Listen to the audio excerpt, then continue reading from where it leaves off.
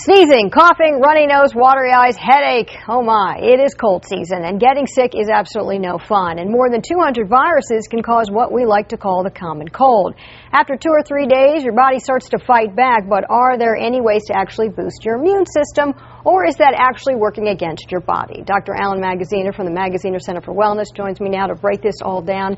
Yucky cold season, how do we avoid this? Well, we're there now. Well, first of all, first and foremost, let's keep in mind, wash our hands, eat a wholesome foods diet, lots of good healthy fruits and vegetables, get appropriate sleep. Sleep's real important. If you want to stay well and healthy, get appropriate exercise and reduce your stress levels. That's the 5 things that I tell my patients, really, really important. We get into the nutrients, which I think are very important. There's different vitamins, minerals, herbs that are very healthy and helpful too. All right, I'm a big believer in boosting the immune system. I take all those vitamins, I do all those practices, I use the neti pot. Some people poo-poo that. What do you say? I think neti pot's wonderful. It's a saline wash, and it helps to get rid of the irritants that are lining the respiratory tract. I think it's very, very important.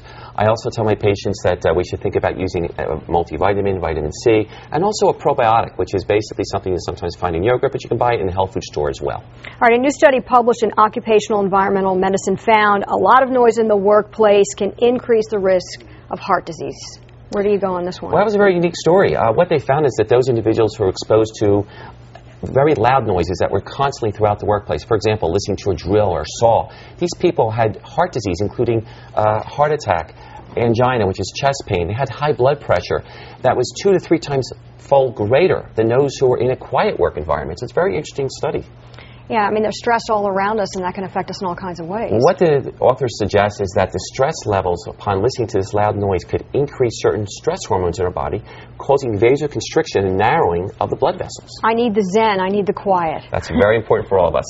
This is important. Today is National Depression Screening Day. A new Centers for Disease Control survey found that 9% of all Americans are depressed. Is this because of what is going on in the economy right now? I certainly think that's a part of it, but it's not the only cause, certainly. I mean, loss of a loved one, loss of a job, some people going through retirement are stressing over that. The people are moving, their children have left the house to go to college. All these are factors. And also there's metabolic reasons, perhaps, that we run into depression as well. So, and also some people aren't eating appropriate diets. They're drinking too much alcohol, which depletes the B vitamins and vitamin C from our bodies as well. So there's a lot of different reasons why we run into depression. A patient comes into you and says, I'm depressed. Do you talk to them about exercise and diet before medication? Because I know there's that big push for medication. Well, not with me, but yes, most people, that's what they do, is they'll start with medications. I really think we need to look at their diet, what they're eating, are they exercising, are they sleeping appropriately, what about stress levels? All these should be at the forefront of the therapy, and then look at some of the other factors, whether it be psychotherapy, counseling, medications, but they should be the last resort, not the first resort. Dr. Alan Magaziner, thank you so much for joining us. A lot of good information. We also want to point out it is free depression screening. There's a website you can go to, and we've connected it to myfoxphilly.com. All you got to do is click on the Scene on TV tab.